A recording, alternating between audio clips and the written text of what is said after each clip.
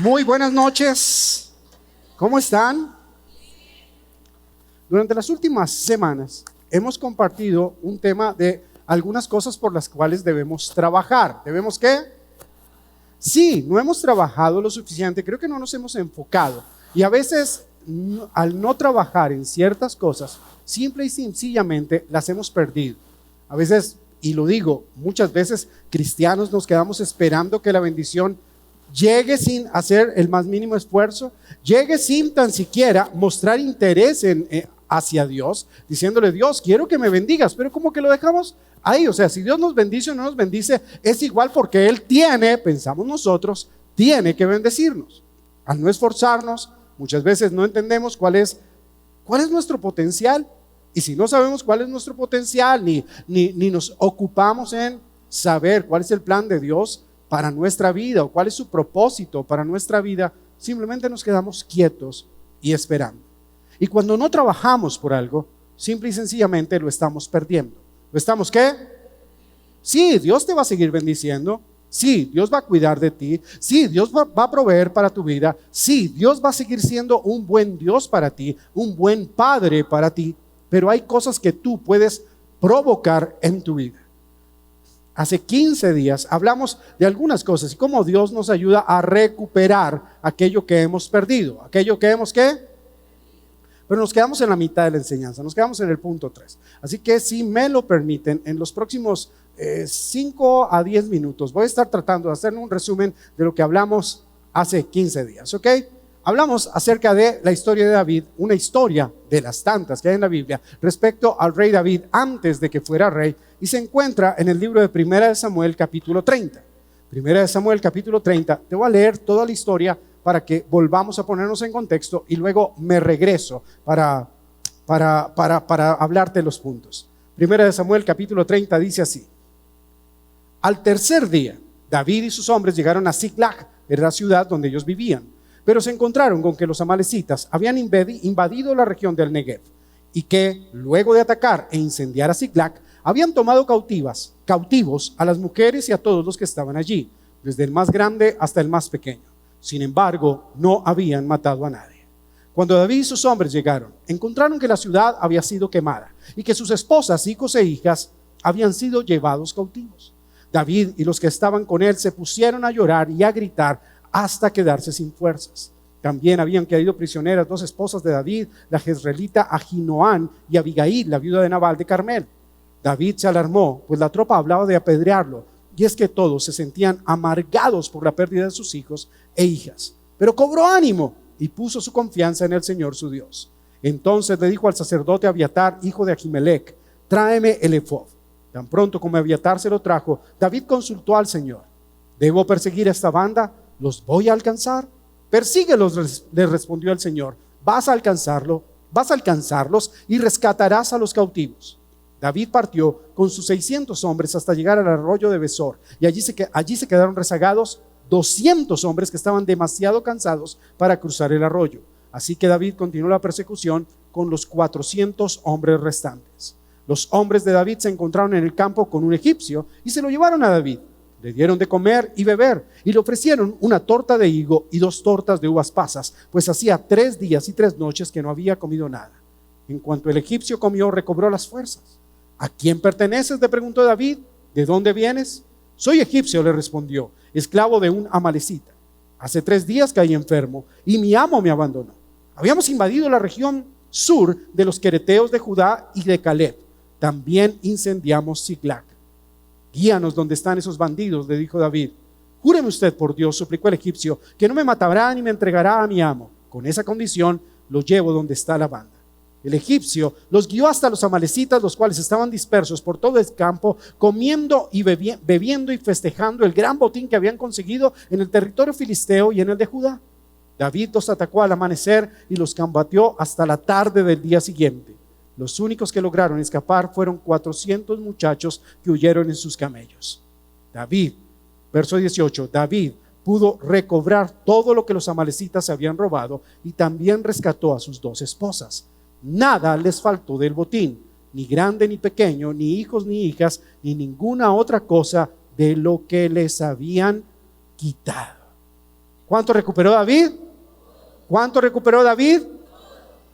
Cuando vemos que él recupera todo, es porque hay algunas cosas que él hizo. No solamente fue porque, él le preguntó al Señor y le dijo que sí. Bueno, pero dentro de todo ese proceso, que si tú te das cuenta, demora 2 o 3 días, dentro de todo ese proceso hubo muchas cosas que David hizo, y por ese motivo es que él pudo recuperar todo aquello que perdió en ese capítulo de tu vida. Ahora, quiero preguntarte, tan solo en los últimos 3 años, para hablar de esta década en la cual estamos, del 2020 al 2023, ¿has perdido algo? ¿O se te ha perdido algo? ¿O te han robado algo? Bueno, ok, entonces con ustedes que levantaron la mano, ustedes que han perdido, porque algunos dirán, no, yo no considero perdido porque yo le saco sabiduría a todo lo perdido. Genial por tu actitud, pero si has perdido algo, vengo a decirte algo esta noche. ¿Sabes qué? Tienes un Dios que es un Dios que es especialista en recuperar todo aquello que has perdido. No importa lo que sea, lo vas a recuperar. Ese es Dios. David se fortaleció en Dios y fue a buscar a Dios con todo su corazón, no desesperado, porque aun cuando estamos desesperados no podemos encontrar y escuchar lo que Dios tiene para nosotros. No, fue a buscar dirección. ¿Fue a qué? Número 4, fue a buscar ¿qué? Dirección. O sea, no buscó a Dios como, Señor, ¿por qué permitiste todo esto? No. Fue a buscar dirección delante de Dios. Versículo 7 de 1 Samuel 30 dice: entonces le dijo al sacerdote Abiatar, hijo de Ahimelech. O sea, me gusta esta parte porque David no era sacerdote. David era de la tribu de Judá, eso sabemos por su genealogía o por la genealogía de Jesús. Él hacía parte de otra tribu, él no era de la tribu de Leví.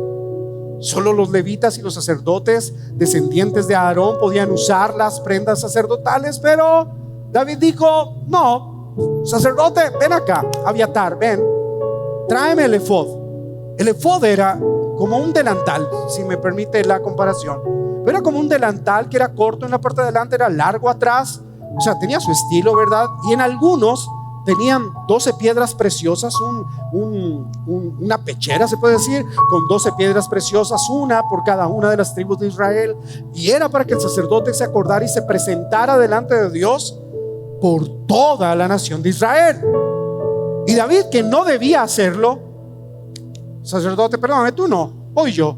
No era rey todavía como para decir, eso era algo que hacían los reyes y podían. No. En ese momento él era un forajido que buscado por el rey de Saúl de Israel, que trabajaba para el rey de los filisteos. Era una cosa loca, pero era David. Él sabía quién era su papá, así que sabía quién era su padre, que era Dios. Tráeme el efod. Y se coloca el efod para poder presentarse delante de Dios. Y el efod es como decirle: Dios, me estoy presentando frente a ti en nombre de todas las tribus de Israel, no en nombre de algo pequeño. Y dice: y tan pronto como Abiatar se lo trajo, verso 8, David consultó al Señor. Y mira lo que pregunta: ¿debo perseguir esa banda? Lo primero que pregunto, o sea, ¿debo perseguir esa banda? Di conmigo dirección. Número 2, ¿los voy a alcanzar? Di conmigo tiempo. No solamente, o sea, no fue: Señor, respáldame en esto porque voy a ir a vengar a mi familia. No, Señor, ¿los debo perseguir, sí o no? ¿Y los voy a alcanzar? Y con esto quiero decirte esto: cuando buscamos a Dios, debemos buscar su dirección, pero también debemos saber si es el tiempo correcto para hacer algo. ¿Por qué? Porque a lo mejor tú ya tienes la dirección de aquello que debes hacer, pero no es el tiempo para hacerlo, y entonces va a ser un error terrible. Nosotros estamos ejerciendo el pastorado como tal desde hace casi 12 años. Pastores aquí desde hace casi 11 años. Pero si a mí desde la primera vez que Recuerdo la primera vez que a mí me dijeron: vas a ser pastor y no sé qué. Fue en un congreso así increíble, profetas iban, venían, pastores de renombre, de todo, y iban como seleccionando y tenían como una mira láser de quién sí era pastor y quién no. Y entonces pasaba la gente y le decían: tú no, tú sí. Sí, y entonces era como traumático, porque uno le dicen tú no, y uno todo anhelando, ay no, sí. Y eran como la autoridad de la época. El congreso se llamó Tiempo de Águilas. O sea, era una cosa así bien chévere, pero bien noventera, pues. Pero era así dramático. Y entonces en ese momento un profeta en ese tiempo, el profeta Andrés Richelieu, en ese momento el tipo era lo máximo, con otro pastor de una de las iglesias más prominentes de Colombia y quizá de más relevantes del mundo, se acercan y oran y tú sí, hoy voy a ser pastor. ¿Sabes cuánto fue eso? Eso fue hace poco más de 28 años. Y lo recuerdo súper bien porque mi esposa estaba embarazada. Estaba esperando a Daniel. ¿Recuerdas? Si al otro día de que a mí me dicen: vas a ser pastor, por ese entonces yo no había cumplido ni los 21, y me lanzo al pastorado en ese momento, estoy seguro que el pastorado no hubiera durado más de un año. ¿Por qué? Porque voy a hablar mal de mí, pero hace 20 años yo era súper impulsivo y era un atrevido y era un grosero con las personas y no amaba a la gente. Y si tú pecas, ¿sabes qué? Vete para el infierno, desgraciado pecador. No hay gracia para nadie, porque ya la gracia la encontraste en Jesús. Y ten cuidado, porque hay de aquel que vuelva a pecar, dice el libro de Hebreos, después de haber conocido la gracia de Jesús. No le queda más sino una horrenda expectación de juicio. Es el amor de Dios que yo me acuerdo tenía en esa época. Así que hubiese sido terrible, terrible. ¿Cierto que era algo así? ¿O peor aún? Sí, era algo así. Era algo así. Segundas oportunidades para nadie. Jesús te dio tu segunda oportunidad en la cruz y la despreciaste por irte a pecar. ¿En serio tú ves esos realities? ¿En serio tú eres de los que ve MTV? ¿Prefieres usar tu dinero para honrar a ese Dios y ese ídolo de RBD en lugar de honrar al Señor tu Dios? Que tu dinero perezca contigo. Si vas a ir al concierto, chévere, disfrútalo, ok. Si conseguiste boleta, bien, genial. Hoy en día te digo eso, ok.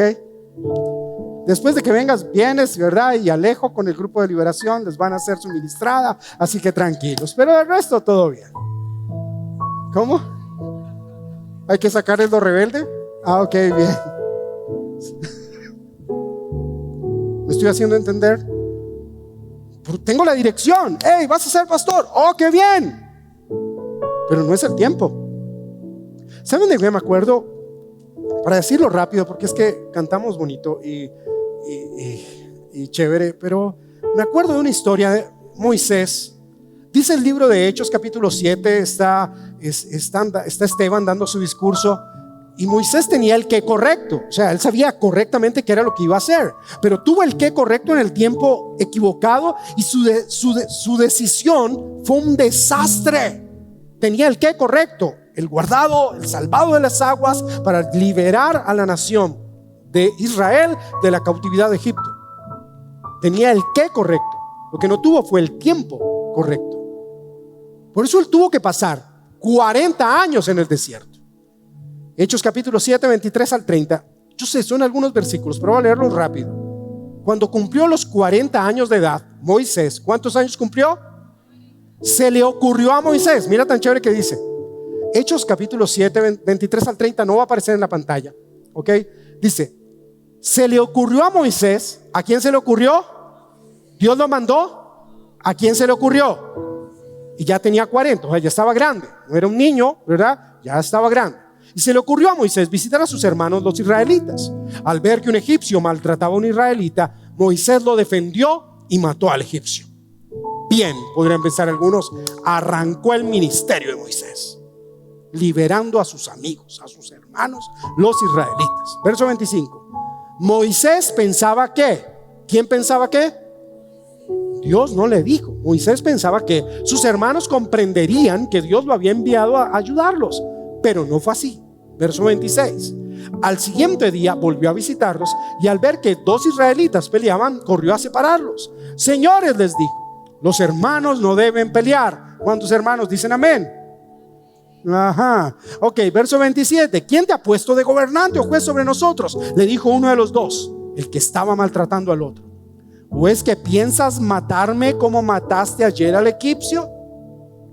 Escúchame, en ese tiempo no hubo un live, no hubo un video donde todos se compartieron y ese Moisés es tan terrible. No, pero ya hubo un chisme, porque los chismes corren tan rápido con o sin redes sociales. Al escuchar aquello, fíjate lo que pasa. Al escuchar aquello, Moisés huyó del país y se fue a vivir a la tierra de Madián, donde vivió como extranjero y tuvo 2 hijos. Verso 30. 40 años más tarde en el desierto del monte Sinaí, un ángel se le apareció en la llama de una zarza que ardía. Y bueno, ya conocemos más adelante la historia. Y si no la conoces, te animo y te invito para que puedas leerla. Cumplió 40 años, comete un error y tiene que irse al desierto 40 años para que Dios venga a hablar con él, porque a él se le ocurrió. ¿Porque a él qué? Ahora, fíjate en esto. Éxodo capítulo 12, verso 40 al 41, Dios hablando con Abraham. La historia empieza con Abraham, Isaac, Jacob. ¿Sí? No, eso es Génesis 15. Éxodo 12, 40 al 41, perdón, yo me equivoqué. Éxodo 12, ya salieron de la tierra de Egipto. Dice: los hijos de Jacob y sus descendientes, Abraham, Isaac y Jacob, sus descendientes habían vivido en Egipto 430 años. Guarda este dato. ¿Cuántos años? Y el último día del año 430, todo el pueblo del Señor salió de Egipto. ¿Cuántos años estuvieron ellos como esclavos? 430 años. ¿Qué había dicho Dios? ¿Qué había dicho Dios? Génesis capítulo 15. El Señor habla con Abraham y le cuenta, le dice: mira, tu descendencia va a crecer, va a ser numerosa sobre toda la tierra, pero va a llegar un momento que tus descendientes van a ser esclavizados. Dice Génesis 15:13. Después el Señor le dijo a Abraham: ten por seguro que tus descendientes serán extranjeros en una tierra ajena, donde los oprimirán como esclavos durante 400 años. ¿Cuántos años dijo Dios? ¿Cuántos años estuvieron? ¿Cuántos años estuvo Moisés en el desierto? Pienso yo aquí, Moisés sabía el qué, no sabía el cómo. Tenía la dirección, pero no el tiempo. Y por ocurrírsele a él, porque ya sé el qué, porque soy el ungido de Dios, porque yo sé cómo se hace, retrasó a todo el pueblo 30 años. Y él, de 10 años que le quedaban para ser promovido, se tardó 40. Ten cuidado que por saber el qué, pero no tener el tiempo correcto, termines retrasando a toda tu familia de que la bendición llegue. Pero piénsalo bien, o sea, tienes el qué pero no el cómo. Y David le pregunta: Señor, dame la dirección. Sí, la Biblia dice: hay un tiempo para todo debajo de la tierra, debajo del cielo, hay un tiempo oportuno. Solo te hago énfasis en esto: no basta con tener el qué correcto, no basta que tener el cómo correcto, hay que saber el cuándo, dirección y tiempo. Así que cuando tú busques a Dios, no solamente búscalo para poder sentir su presencia como la estamos sintiendo ahora, sino para que lo sientas y puedas decirle: Señor, ok, ya estoy tranquilo, ya estoy fortalecido en ti. Ahora, al fortalecerme en ti, dime el qué, el cómo y el cuándo, Señor. Porque David le dijo: ¿puede perseguirlos? Sí, ve y persíguelos, pero te van a acabar. Pues David fue inteligente: voy a perseguirlos, voy a recuperar mi familia, porque si no, no pierdo el tiempo. Lo que pasa es que muchas veces nosotros no le preguntamos al Señor así, o le preguntamos y se nos ha puesto de cierta manera muy de moda de repente, y es una moda que lleva muchos años, decir: oh, yo declaro que voy a reclamar esto para mi vida en el nombre de Jesús. Y piensas que al decir en el nombre de Jesús Dios tiene que decir: uy, sí, yo voy a ver cómo hago, pero no, claro, no, ya me obligué. No, Dios no tiene por qué decirlo así cuando las circunstancias ya han cambiado. Voy a recuperarlo. Dios le dijo: ¿sabes qué? Persíguelos. ¿Y sabes qué? Vas a alcanzarlos. No le dijo: yo los voy a detener y yo con mi mano poderosa los voy a traer aquí. Tú aquí quedaste llorando, los voy a traer a ti. Le dijo: persíguelos. ¿Qué les dijo? Pero recuerdas que en los versículos anteriores leímos que todos estaban cansados y se habían quedado dormidos de lo cansados que estaban de llorar y gritar. No les dijo: ok, repongan sus fuerzas. Después de que repongan sus fuerzas, vamos. No, dijo: ¿quieres ir a perseguirlos? Ve y persíguelos. Ve y persíguelos, los vas a alcanzar. Ten cuidado en el qué y el cómo y el cuándo, porque al equivocarte en eso puedes echar a perder el resto de tu vida, y de paso puedes dañar la vida de alguien más. Hay otras historias que quisiera meter aquí, pero no. Quiero terminar la enseñanza hoy. Pregúntale al Señor y espera que Él te responda. Pregúntale y espera por escuchar la voz de Dios. No cualquier cosa es la voz de Dios. No lo que más te conviene es la voz de Dios. Voy a decirlo de nuevo: no cualquier cosa ni lo que más te conviene es la voz de Dios.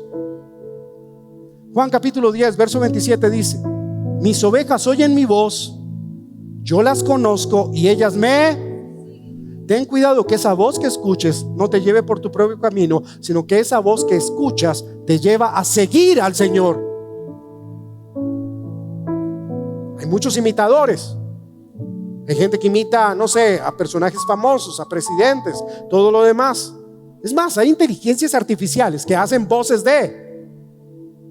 Entonces ya ni siquiera se necesita que personas hablen. Pero ten cuidado que no sea una inteligencia emocional o la falta de una inteligencia emocional lo que te haga confundir cualquier voz con la voz de Dios. Ten cuidado de eso. Deja que Dios te diga el qué, el cómo y el cuándo.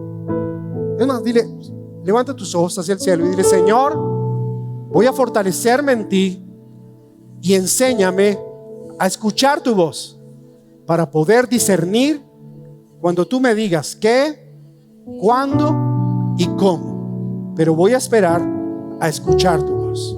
Amén. Número 5, sirve. ¿Número qué? ¿Qué dice? Sirve a otros, sirve a otros. Cuando estamos cansados, ¿sabes qué no queremos? No queremos servir. Cuando estamos cansados, queremos hacer todo menos servir. Cuando de repente estamos tristes, no queremos servir. Cuando las cosas están patas arriba en nuestra vida, no queremos servir. ¿Sabes qué? Te lo digo una vez más: sirve. El versículo 9 de 1 Samuel 30 dice: David partió con sus 600 hombres. ¿David qué hizo? O sea, él sabía que 3 versos atrás lo querían matar. Ojo, 3 versículos atrás, o sea, un instante nomás atrás lo querían ¿qué? Y con todo eso y dijo: ok, yo voy delante de ustedes, yo los voy a liderar en el camino, yo voy a caminar con ustedes.